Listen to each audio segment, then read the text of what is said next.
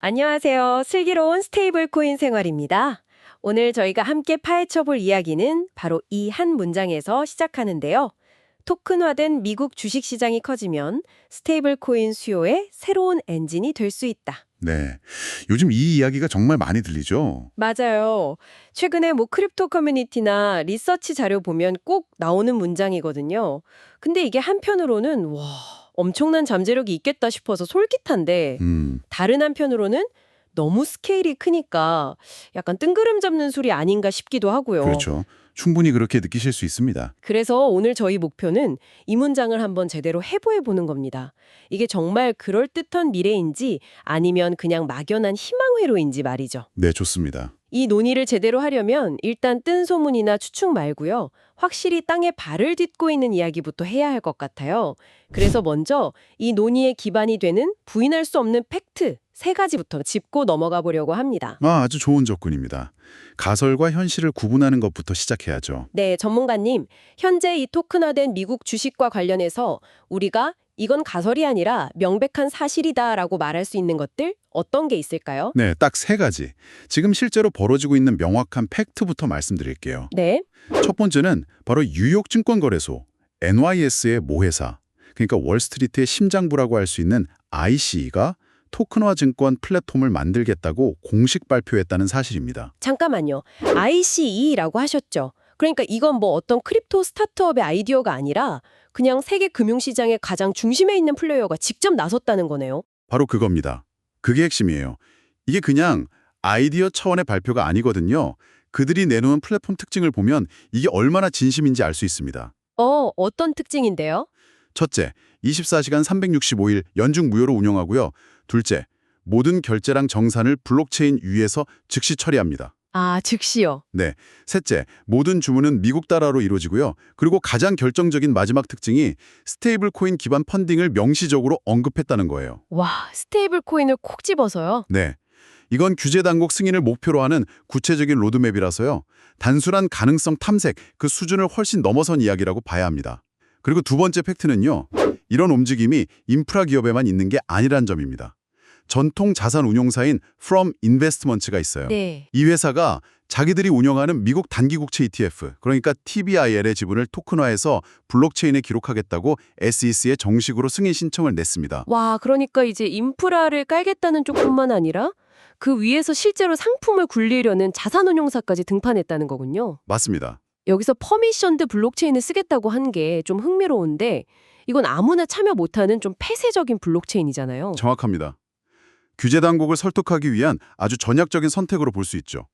누구나 참여할 수 있다는 개방성 대신에 규제 준수나 통제가 쉬운 허가된 참여자 모델을 제시한 거니까요. 그렇군요. 이 사례가 중요한 이유는 토큰화라는 개념이 이제 그냥 구호를 넘어서 실제 금융 규제의 문을 계속 두드리고 있다는 걸 보여주기 때문입니다. 자, 그리고 마지막 3번째 팩트는 바로 그 규제 기관의 움직임입니다. SEC 관련 문서들을 보면요. 이미 토큰화된 미국 주식 모델을 여러 유형으로 나눠서 분석하기 시작했어요. 아, 드디어 심판이 경기 규칙을 공부하기 시작했다 이런 신호군요. 그렇죠. 바로 그겁니다. 이 문서들에서 토큰화를 통해서 거래 비용을 줄인다거나 정산 효율성을 높이는 긍정적인 측면들, 심지어 배당이나 의결권 같은 주주 권리를 어떻게 처리할지 이런 구체적인 내용까지 다루고 있습니다. 와, 굉장히 깊게 들어가네요. 네, 물론 시장 안정성이나 규제 공백 같은 리스크도 같이 검토하고 있고요. 즉, 규제 당국도 더 이상 이 현상을 외면하는 게 아니라 관리 가능한 영역으로 끌어들이려고 분석에 착수했다는 명백한 증거죠. 여기까지가 우리가 논의를 시작할 단단한 현실적 기반입니다. 이야, 들어보니까 정말 흥미롭네요. 시장 인프라, 그러니까 IC, 그리고 시장 참여자인 자산운용사, 마지막으로 시장 감독관인 SEC까지 세 주체가 다 각자의 방식으로 이 토큰화라는 판에 발을 들이밀고 있는 형국이네요. 네, 맞습니다. 마치 거대한 퍼즐 조각들이 하나씩 놓이는 느낌인데 이 조각들을 다 연결했을 때 어떤 큰 그림이 그려진다고 보는 시각, 그게 바로 가설이겠군요. 네, 바로 그 지점에서 NSS3AI 같은 분석가 그룹이나 관련 커뮤니티에서 제기하는 가설이 등장합니다. 네, 그 가설이 뭔가요? 이 가설의 논리를 아주 단순하게 요약하면 이렇습니다. 첫째, 미국 주식이 블록체인 위에서 토큰화된다. 네. 둘째, 전 세계 투자자들이 시간, 장소 구애 없이 미국 주식을 거래하고 정산하는 과정에서 스테이블 코인을 훨씬 더 많이 쓰게 된다. 그렇죠. 셋째, 이걸로 인해서 스테이블 코인에 대한 글로벌 수요가 폭발적으로 증가한다. 그리고 마지막 결론은 이 모든 과정이 결국 전 세계의 유동성을 미국 자본시장, 즉 달러 자산으로 강력하게 끌어들이는 효과를 낳을 거라는 주장입니다. 와. 다만 여기서 정말 중요한 주의점이 있어요. 이 내용은 아직 미국 정부나 규제 당국이 공식 발표한 확정된 정책이 절대 아닙니다. 아, 그건 아니군요. 네, 일부 분석가들의 주장 또는 가설에 가깝다는 점을 명확히 인지해야 합니다. 그래서 이걸 몽목적으로 믿기보다는 이 가설이 왜 설득력 있게 들리는지 그 내부 작동 원리를 뜯어보고 동시에 이게 현실이 되려면 어떤 장벽을 넘어야 하는지 좀 비판적으로 살펴볼 필요가 있습니다. 알겠습니다. 그러니까 팩토와 가설을 명확히 구분해야 한다는 말씀이시죠?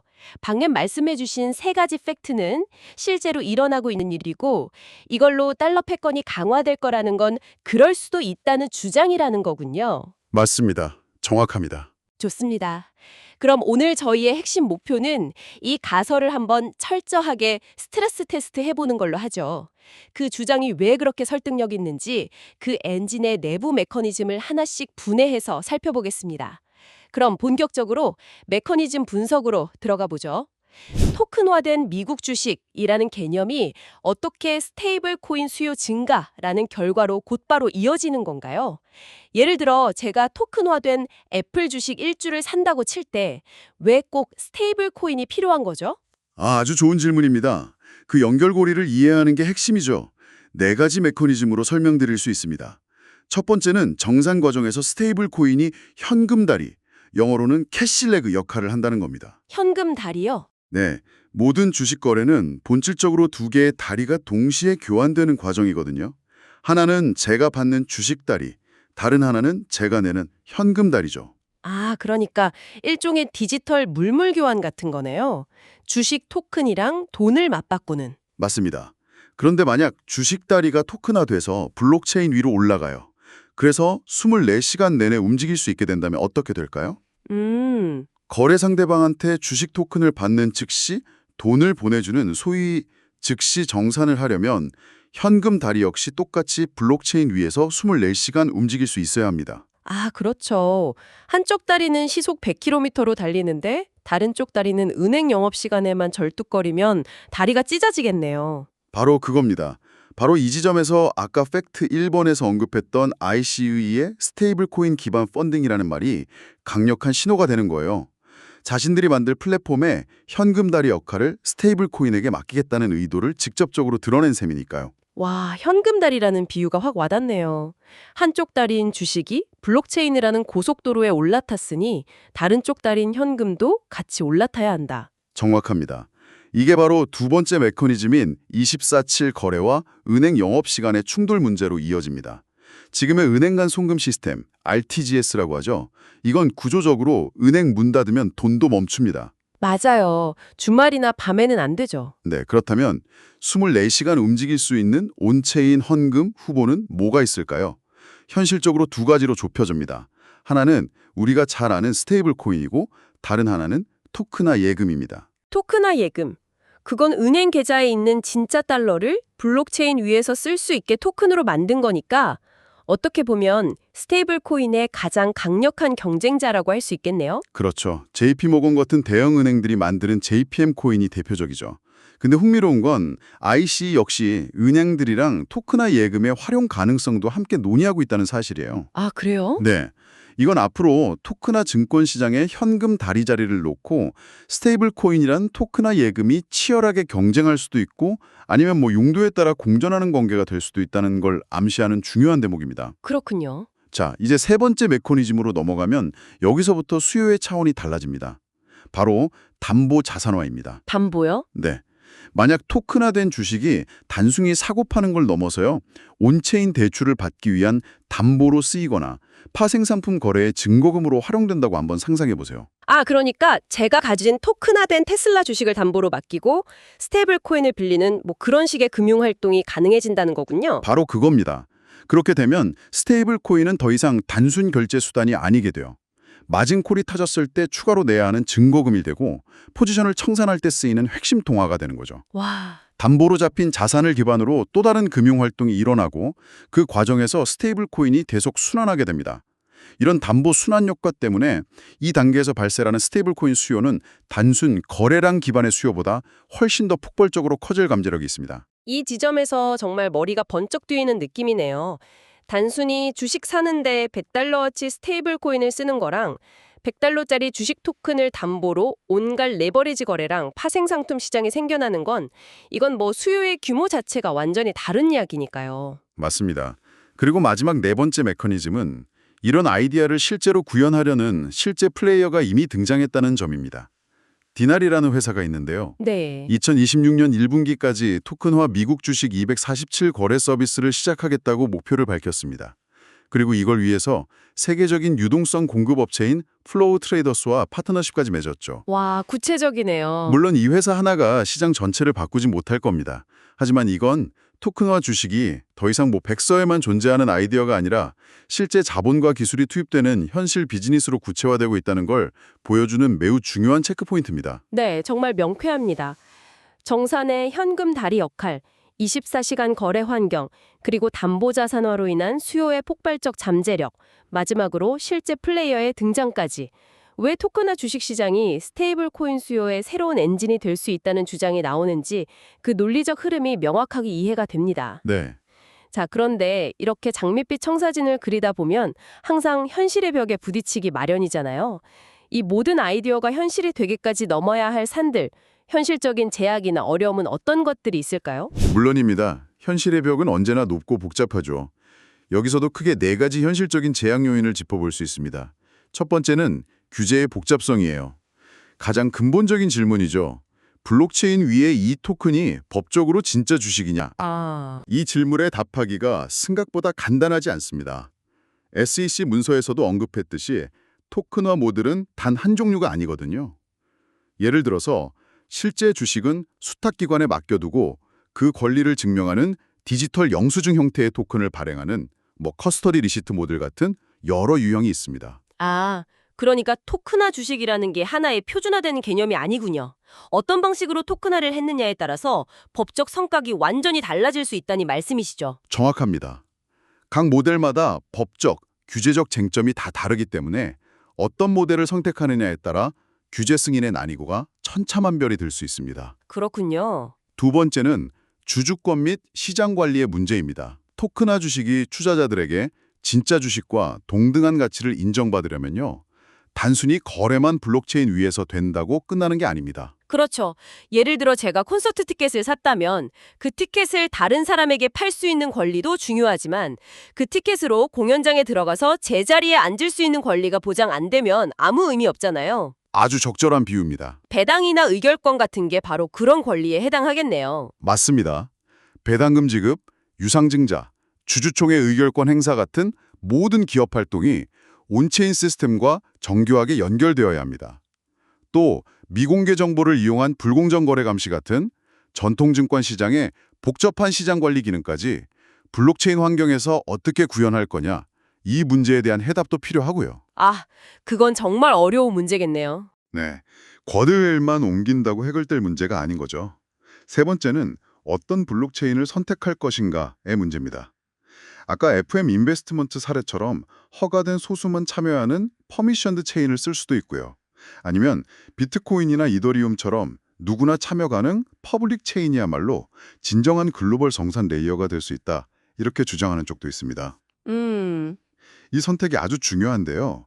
어떤 종류의 블록체인을 기반으로 하느냐에 따라서 그 위에서 사용될 수 있는 스테이블 코인의 종류 역시 달라지기 때문입니다.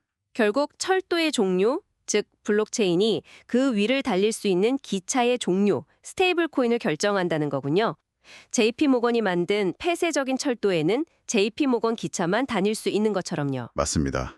바로 어떤 체인 위에 어떤 규제를 받는 스테이블 코인이냐는 질문으로 연결되는 거죠. 그리고 마지막 네 번째 제약은 스테이블 코인 자체의 규제 문제입니다. 아, 스테이블 코인 자체. 네. 토크나 주식시장에서 스테이블 코인이 신뢰할 수 있는 현금으로 인정받으려면 스테이블 코인 자체의 안정성과 투명성이 기관 투자자들이 납득할 수준까지 올라와야 합니다. 발행과 상환 절차는 투명한지, 준비금은 제대로 증명되는지, 자금 세탁 방지 AML, 나 고객 확인 KYC 같은 규제는 충족하는지, 여기에 대한 명확한 답을 제시해야죠. 결론적으로 토크나 주식시장의 성장은 스테이블 코인 규제 법안의 진전과 한 묶음으로 갈 수밖에 없는 운명이라고 할 수 있습니다. 들어보니 이건 고전적인 닭이 먼저냐 달걀이 먼저냐 문제 같네요. 토크나 주식시장이 커지려면 규제된 스테이블 코인이 필요한데 또 스테이블 코인 규제를 서두를 강력한 동기는 바로 토큰화 주식시장 같은 유망한 사용 사례에서 나오니까요. 네, 정확합니다. 결국 둘이 함께 성장해야 하는 거죠. 자, 그럼 오늘 나눈 이 긴 이야기를 청취자분들이 명확하게 가져가실 수 있도록 핵심 내용을 최종적으로 한번 정리해 주시죠. 네, 정리해드리겠습니다. 오늘 논의의 핵심은 두 가지입니다. 첫째, 토큰화된 미국 주식은 더 이상 언젠가 올 미래가 아니라 이미 NYS의 모회사 같은 기존 금융기관들이 공식적으로 실험에 착수한 현실의 영역으로 들어왔다는 점입니다. 네. 둘째, 이 구조 속에서 스테이블 코인은 거래의 현금다리 역할을 할 핵심 후보고요. 특히 24시간 거래 환경에서는 기존 금융 시스템보다 강력한 경쟁력을 가질 수 있다는 것입니다. 그렇군요. 그래서 청취자 여러분께 최종적인 체크리스트를 제안드리고 싶습니다. NS3AI 등에서 제기한 이것이 미국의 부채 문제를 해결하고 달러 패권을 강화하려는 거대한 전략이다라는 프레임은요. 네. 흥미롭기는 하지만 어디까지나 가설의 영역으로 남겨두시는 것이 좋습니다. 그 대신에 우리가 실제로 돈의 흐름을 추적하면서 주시해야 할 현실적인 포인트는 바로 이것입니다. 제도권 금융 인프라가 실제로 스테이블 코인을 이용한 결제와 정산을 어디까지 그리고 어떤 형태로 허용하는가. 이 질문에 대한 답을 꾸준히 따라가는 것이 미래 금융의 변화를 가장 정확하게 읽는 방법이 될 겁니다. 슬기로운 스테이블 코인 생활, 오늘 이야기는 여기까지입니다. 감사합니다. 감사합니다.